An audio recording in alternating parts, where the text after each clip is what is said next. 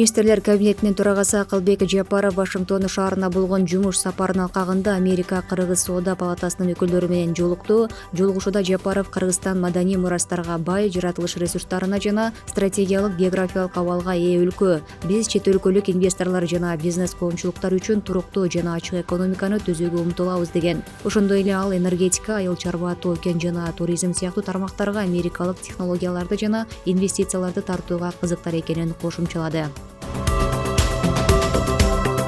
Бүгүн кала мэри Айбек Жунушалиев Ататүрк паркынын чек ара маселеси боюнча маалымат жыйын өткөрдү. Шаар башчысы кайтарылган аймактар экологиялык абалды жакшыртуу максатында сейил бак катары пайдалануларын белгиледи. Шаар тургундарынын жана конокторунун эс алуусу үчүн көчөттөрдү отургузуу, жашыл аянтты көбөйтүү шарттарды түзүү пландалууда.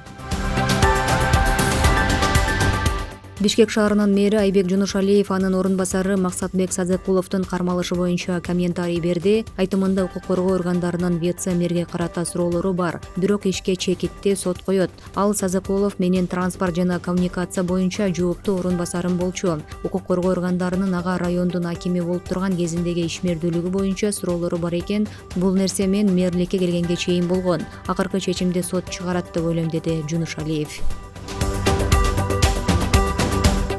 Чүй облусунун Аламүдүн районунда ок дарылар сакталган жай табылды. Бул тууралуу Улуттук коопсуздук мамлекеттик комитетинен билдиришти. Такталгандай 14 апрелде Аламүдүн районунун Кара Жыгач айылындагы Восход дачалык кооперативинде жайгашкан жеке менчик тилкесинин аймагынан жерге көмүлгөн желим баштык табылган. Баштыктын ичин текшерүүдө 9 мм калибрдеги 108 даана ок дары, ошондой эле Макаров маркасындагы тапанчанын 2 компоненти табылып алынган. Учурда Аламүдүн райондук ички иштер башкармалыгынын кызматкерлери менен биргеликте аталган ок дарыларды сактоочу жайга тиешеси бар адамдарды кылмыш жоопкерчилигине тартуу боюнча ыкчам тергөө иш-чаралары жүргүзүлүүдө.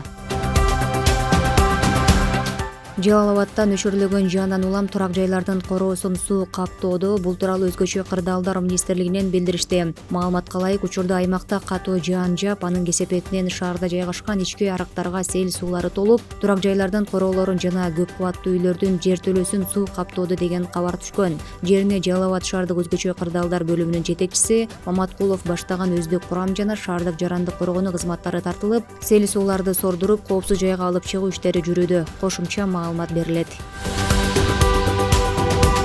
Бишкекте 3 күн бою дүйнөлүк балеттин шедеврлери аталышындагы эл аралык фестиваль өтөт. Бул тууралуу кабар агенттигинде өткөн маалымат жыйында фестивалдын уюштуруучуларынын бири Кыргыз Республикасынын эмгек сиңирген артисти Досмат Садаркулов билдирди. Анын айтымында маданий иш-чара Кыргыз Республикасынын эл артисти, СССР мамлекеттик сыйлыгынын лауреаты Уран Сарбагышевдин 90 жылдыгына арналат. Фестиваль 18-20 апрелде Абдылас Малдыбаев атындагы Кыргыз улуттук академиялык опера жана балет театрында болот. Башталышы саат 18:00.